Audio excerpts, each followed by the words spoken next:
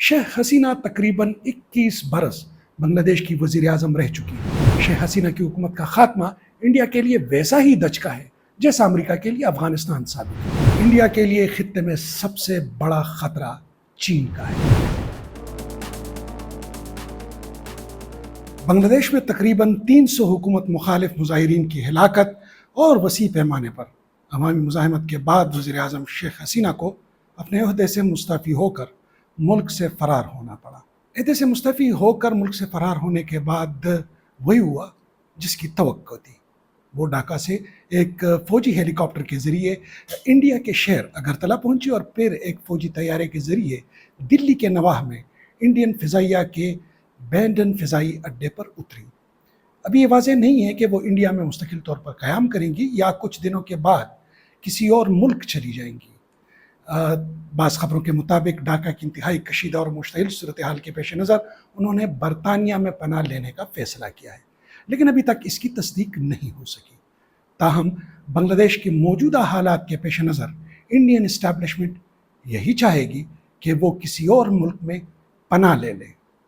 बाज़ ख़बरों में ये भी कहा गया है कि वो कहीं और जाने से पहले दिल्ली में कुछ दिन क़याम कर सकती हैं। जिस वक्त उनका तैयारा इंडिया की फ़िज़ाई हदूद में दाखिल हुआ, उस वक्त लाखों मुजाहिरीन ढाका और मुल्क के दूसरे शहरों में उनके फ़रार होने का जश्न मना रहे थे।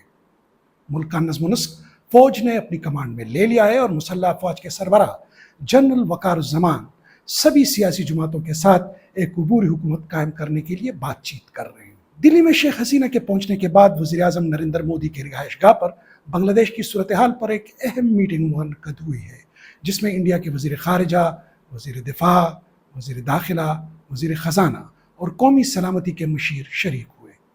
शेख हसीना और इनकी अवामी लीग पार्टी से इंडिया का गहरा रिश्ता है। बांग्लादेश की साबिक़ वज़ीर आज़म शेख हसीना जब इंडिया में बैंडन के फ़िज़ाई अड्डे पर पहुंची तो इनके इस्तकबाल के लिए मुल्क के कौमी सलामती के मशीर अजीत दोवल और वज़ारत ख़ारिजा के आला एहलकार भी मौजूद थे।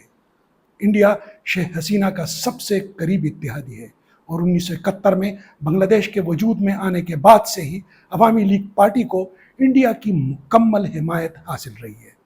साबिक़ वज़ीर ख़ारिजा सेक्रेटरी हर्षन वर्धन सरिंगा ने एक टीवी इंटरव्यू में कहा है कि शेख हसीना के ताल्लुकात सिर्फ हुकूमत से नहीं, इंडिया की सियासी क़यादत से भी बहुत गहरे हैं। 1975 में जब इनके वालिद शेख मुजीब रहमान और इनके ख़ानदान के दीगर अफराद को कत्ल कर दिया गया था, उस वक्त शेख हसीना यूरोप में मौजूद थी। वहाँ से वो दिल्ली आई और यहाँ कई बरस मुकीम रही। उस वक्त शेख हसीना के शोहर जो एक साइंसदान थे, उन्हें एक सरकारी इदारे में मुलाजिमत भी दी गई थी। शेख हसीना के शोहर डॉक्टर वाजिद मियाँ एक साइंसदान थे जो पाकिस्तान एटॉमिक एनर्जी कमीशन का हिस्सा रह चुके थे और सकूत ढाका से कबल कराची न्यूक्लियर प्लांट के चीफ साइंसदान भी थे। लेकिन फिर हालात ख़राब होने के बाद उनकी सिक्योरिटी क्लियरेंस ख़त्म कर दी गई और उनको इस प्रोजेक्ट से अलहदा कर दिया गया। शेख हसीना तकरीबन 21 बरस बांग्लादेश की वज़ीर आज़म रह चुकी हैं। वो गुज़िश्ता 11 बरस से मुसलसल वज़ीर आज़म की ओहदे पर फाइज थी।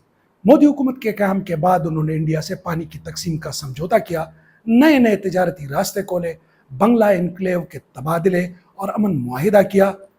ओपी जंदल यूनिवर्सिटी में जनूबी एशिया उमूर की प्रोफेसर डॉक्टर श्री राधा दित्ता कहते हैं कि शेख हसीना से पहले बीएनपी की खालिदा जिया की हुकूमत के दरमियान बांग्लादेश में इंतहा पसंद ताकतों को शह मिली और वहाँ कई तंजीमें तशद्दुद पर उतर आई। इंडिया भी इंतहा पसंदों की पुरतशद्दुद कार्रवाइयों की जिंद पे आया और इंडिया के ताल्लुकात खालिदा जिया की हुकूमत से ख़राब होते गए। लेकिन शेख हसीना के इक़्तिदार में आने के बाद दोनों मुल्कों के रिश्ते बहुत गहरे हो गए।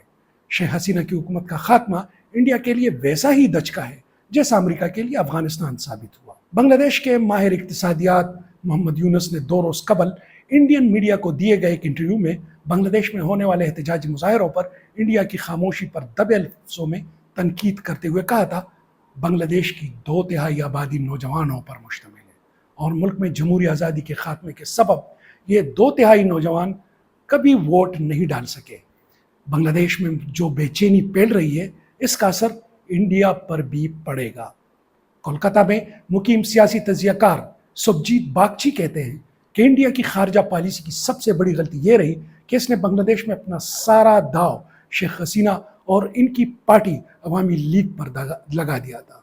اور شیخ حسینہ کی شدید مخالفت کے سبب انڈین اسٹیبلشمنٹ نے اپوزیشن BNP اور جماعت اسلامی سے اپنا رابطہ توڑ لیا تھا۔ باگچی کہتے ہیں کہ حسینہ کی پارٹی تیزی سے عوام میں غیر مقبول ہوتی جا رہی تھی، جمہوری ادارے ختم ہوتے جا رہے تھے اور حکومت سے عوام کی نفرت بڑھتی جا رہی تھی۔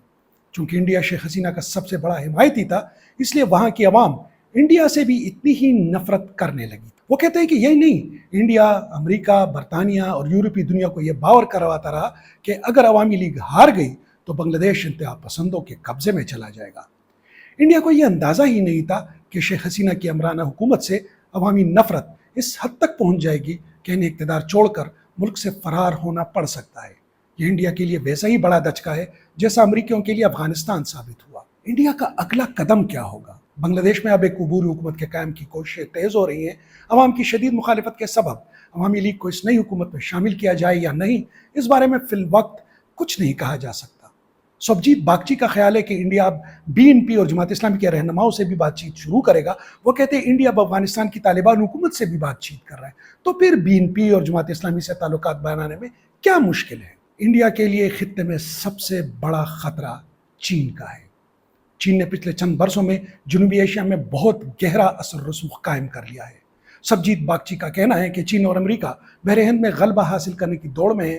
امریکہ اس خطے میں اپنا بحری اڈہ بنانے کی کوشش کر رہے تھے اور چین میانمار کے ذریعے اپنے بحری اور جنگی جہازوں کا اڈہ حاصل کرے گا۔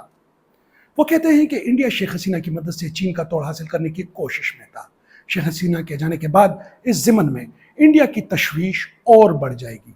یہاں یہ یاد رہے کہ رواں برس جولائی میں شیخ حسین چین کا دورہ ادھورا چھوڑ کر آئی تھی اور واپس آ کر انہوں نے چین کی بجائے انڈیا کو انتہائی اہم ترقیاتی منصوبے تیستا ماسٹر پلان کی تکمیل کی ذمہ داری سونپ دی تھی۔ شیخ حسینہ نے چین کے دورے سے واپسی پر صحافیوں سے بات کرتے ہوئے کہا تھا کہ انڈیا اور چین دونوں تیستا منصوبے میں دلچسپی رکھتے تھے، لیکن وہ چاہتی ہیں کہ انڈیا اس منصوبے کو مکمل کرے۔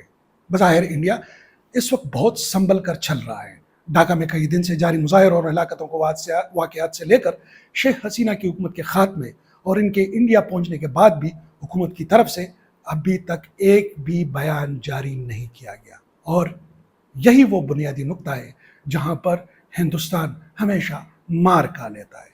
چاہے وہ 90s کے عشرے میں ڈاکٹر نجیب کا ایشو تھا، یا اس کے بعد طالبان کی حکومت، یا اس کے بعد اب ہم دیکھتے ہیں کہ کس طرح بنگلہ دیش میں انڈیا کی بچھائی ہوئی جال خود ان کے اوپر الٹ چکی۔